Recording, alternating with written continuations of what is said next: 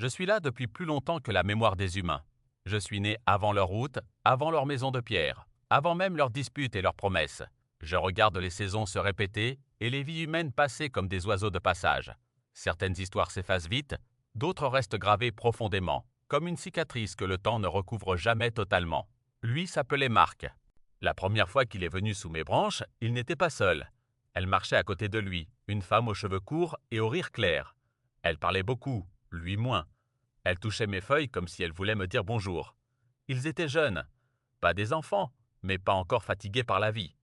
Ils venaient pique-niquer, lire, se disputer doucement, rire plus fort encore. Elle s'appelait Claire.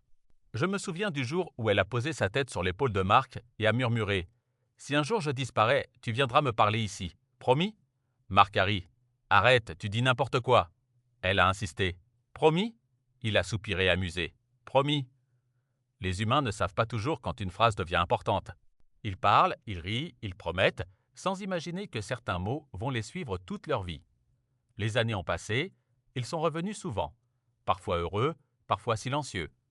Un jour, ils ont amené une petite fille. Elle courait autour de mes racines en riant. Claire la regardait avec une tendresse infinie. Marc semblait plus sérieux, mais son regard se posait sur elle comme sur un trésor fragile. Puis un jour, ils ne sont plus venus. Longtemps, très longtemps. Je pensais que leur histoire avait simplement changé de direction. Puis Marc est revenu. Seul.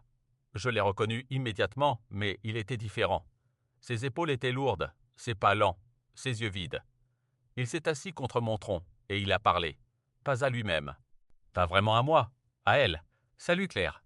Sa voix tremblait. Il racontait sa journée, le travail, la maison, leur fille, comme si elle était encore là, comme si elle allait répondre. Je n'ai compris qu'au bout de plusieurs phrases. Claire était morte. Un accident. Rapide, brutal, incompréhensible. Il n'était pas prêt. Personne ne l'est. Il est revenu la semaine suivante, et la suivante, toujours le même rituel. Il s'asseyait, posait une main sur mon écorce et parlait. Il racontait les petites choses, les détails insignifiants. Elle a perdu sa première dent. J'ai brûlé le dîner, tu aurais ri. J'ai essayé de réparer le robinet, catastrophe. Il parlait comme on respire, parce que s'arrêter aurait rendu le silence trop réel. Le deuil ne ressemble pas toujours à des larmes. Parfois, il ressemble à une conversation qui continue malgré l'absence. Les années ont passé, sa fille a grandi, parfois elle venait avec lui. Au début, elle posait des fleurs, puis elle restait silencieuse. Adolescente, elle a cessé de venir. Marc continuait seul. Un jour, il a murmuré « Elle m'en veut, je crois ». Il parlait de sa fille.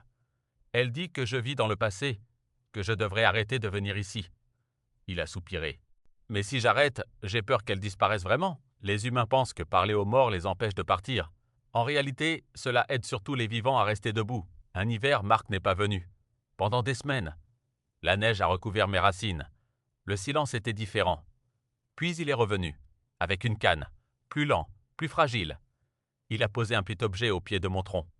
Une bague. Je l'ai gardée depuis le début, mais je crois qu'il est temps. Il a fermé les yeux, longtemps. Puis il a murmuré « J'ai rencontré quelqu'un ». Sa voix tremblait, presque coupable. Je ne pensais pas que ça arriverait. Il a ri doucement.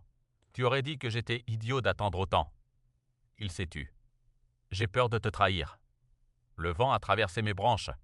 Les humains pensent souvent que continuer à vivre est une trahison, alors que c'est parfois la plus belle manière d'honorer ceux qui sont partis. Les semaines suivantes, il venait moins. Mais il revenait toujours. Toujours pour parler. Toujours pour raconter. Puis un jour, il est venu avec une femme. Elle n'a pas essayé de remplacer Claire. Elle s'est simplement assise. Silencieuse, respectueuse, Marc a dit doucement « Je voulais que tu la rencontres ». Il parlait aux deux, à celle qui était là et à celle qui ne l'était plus. Le temps a continué. Marc vieillissait. Ses visites devenaient plus espacées. Puis un jour, il est venu une dernière fois. Je l'ai senti avant même de le voir. Les arbres sentent la faim. Il s'est assis lentement, il a posé sa main sur mon tronc. Je crois que je vais arrêter de venir. Silence. Pas parce que je t'oublie. Il parlait toujours à Claire. Parce que j'ai compris que tu n'étais pas ici. Tu es partout où je suis. Il a sourire. Un vrai sourire, pas triste, apaisé. Merci de m'avoir laissé le temps.